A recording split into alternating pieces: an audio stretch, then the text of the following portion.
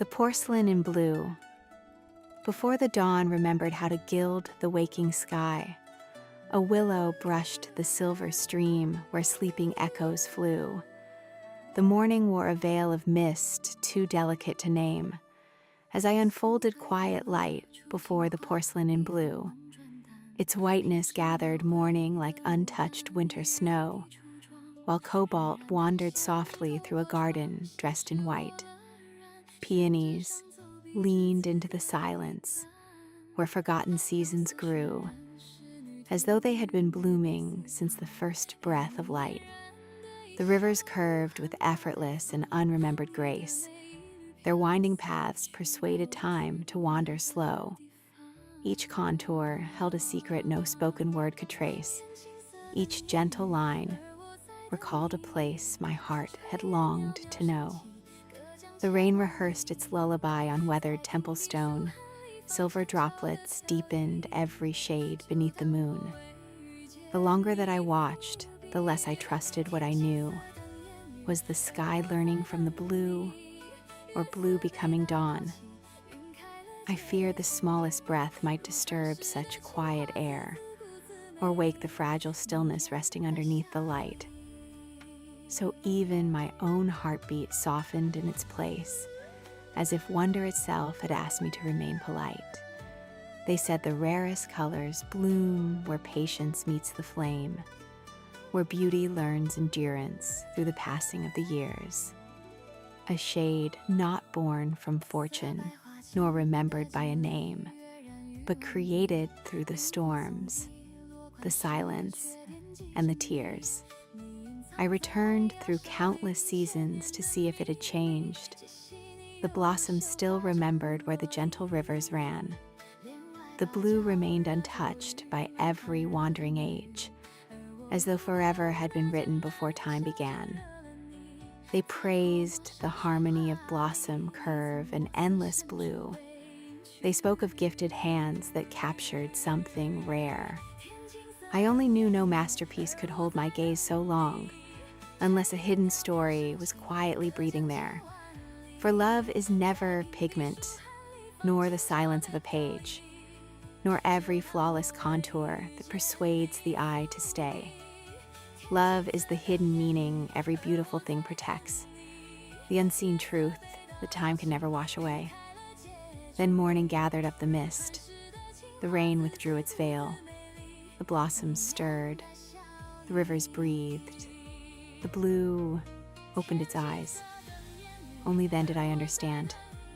The blossoms were never painted. The rivers were never ink. The porcelain was never waiting beneath the brush. For I'd spent a lifetime chasing a color, trying to capture a beauty time could not erase. But the masterpiece was never the blue I painted. The blue was only the shadow left behind by her grace. And when I finally stepped away from the canvas, I saw the truth I had been too lost to see. I was never preserving porcelain. I was preserving a moment when the world became beautiful because she was in it. Inspired by Jay Cho, Qinghua Ci, Deep Dive, The Porcelain in Blue. At its surface, the poem appears to be about an artist captivated by a rare blue and white porcelain masterpiece. The speaker studies its curves, flowers, rivers, and colors with almost spiritual devotion. But beneath the surface is a second story. The porcelain is not the true masterpiece. The porcelain is a metaphor for a person. The artist believes he is preserving an object, but he is actually trying to preserve a moment with someone whose beauty transcends time. The poem is about love, memory, art, and the human desire to make something beautiful last forever. Title: The Porcelain in Blue. The title is the first illusion. A reader immediately imagines blue and white porcelain, ancient Chinese art, cobalt glaze, a priceless artifact. The title creates the same doorway as Qinghua Qi, but the hidden meaning is the porcelain is how the artist sees her. She appears delicate, timeless, elegant, and rare. Blue is not only a color, it represents her dress, her mood, her mystery, her uniqueness, the impossible beauty the artist is trying to capture. The title itself is a double meaning. Opening stanza. Before the dawn remembered how to gild the waking sky, a willow brushed the silver stream where sleeping echoes flew. The morning wore a veil of mist, too delicate to name, as I unfolded quiet light before the porcelain in blue. The poem begins almost like a painting. The world is not awake yet. The artist enters a moment where everything is quiet and sacred. The phrase, before the porcelain in blue, can mean placing a porcelain artwork before him, preparing his canvas before painting someone dressed in blue. The ambiguity starts immediately. The porcelain description. Its whiteness gathered morning like untouched winter snow, while cobalt wandered softly through a garden dressed in white. This describes porcelain, white ceramic, cobalt patterns, floral decoration. But on a second reading, it describes a person, pale elegance, a blue dress, flowers around her, graceful movement. The poem never says she wore a blue dress. It allows the reader to discover it. The flower's peonies leaned into the silence where forgotten seasons grew. The peony is important because in Chinese symbolism it represents beauty, prosperity, honor, feminine elegance. First reading, the peonies are painted on porcelain. Second reading, the flowers are in her hair. The reader realizes the artist was not painting flowers. He was painting someone surrounded by flowers. The rivers and calligraphy. The rivers curved with effortless and unremembered grace. This is one of the strongest double metaphors. First reading, the blue rivers painted on porcelain. Second reading, the movement of her dress, her hair, her posture, her graceful features. The artist sees her as a landscape.